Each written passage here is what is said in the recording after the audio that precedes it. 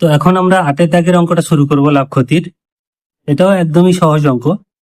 দিয়েছে যে আমার বন্ধু একটি গল্পের বই লিখিত মূল্যের উপরে 20% ছাড়ে কিনলো, মানে বইতে যে রেটটা দেওয়া আছে তার উপরে 20% ছাড় দিল। যদি 100 টাকা রেট থাকে তাহলে 25 টাকা ছাড় দিয়েছে, মানে 75 টাকায় কিনেছে। বলে সে যদি ওই বইটি লিখিত মূল্যেই বিক্রি করে, মানে ওই 100 টাকাতে বিক্রি করে, তাহলে সে শতকরা কত লাভ করবে। এখানে কিন্তু তোমাদের 25% মনে হতে পারে, কিন্তু আসলে তা নয়। আমাদের লাভ ক্ষতি এটা হিসেব হয় ক্রয় মূল্যের উপরে। যেহেতু এখানে 25 টাকা ছাড় দিয়েছে, তাহলে 75 টাকা হচ্ছে ক্রয় মূল্য। তাহলে ক্রয় মূল্য যখন 75 টাকা, তখন সে কত লাভ করছে? 25 টাকা, মানে 100 টাকা থেকে 75 বাদ দিলে 25 টাকা। তাহলে ক্রয় মূল্যের উপরে মানে 75 টাকায় 25 টাকা লাভ করলো, তাহলে 100 টাকায় কত, এটা অ্যাকচুয়ালি জানতে চেয়েছে। তাহলে লিখিত মূল্য 100 টাকা হলে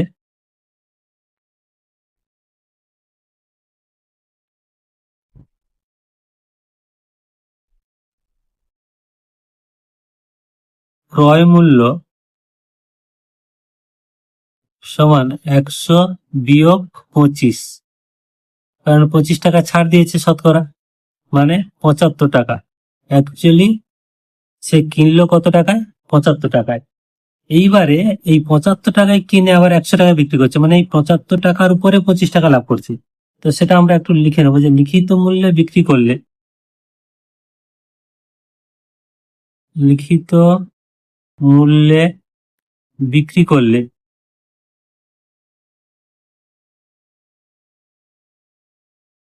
75 টাকায় লাভ করে বা লাভ হবে 100 বিয়োগ 75 সমান 25 টাকা। তার মানে 75 টাকায় লাভ করছে 25 টাকা।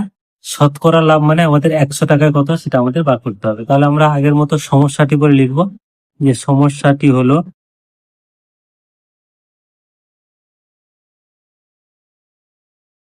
ক্রয় মূল্য, এটা হচ্ছে টাকা, আর লাভ এটাও টাকা।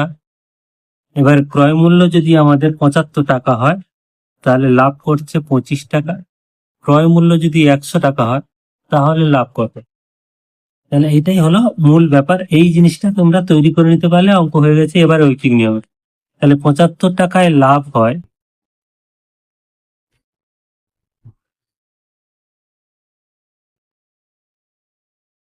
25 টাকা,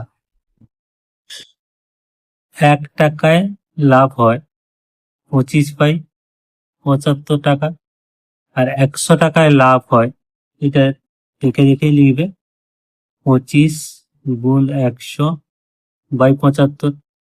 তাহলে কাটাকাটি করলে 25 3 25-এ 75, 100/3, 100/3 মানে 100-কে 3 দিয়ে ভাগ করলে 33 পূর্ণ 1/3।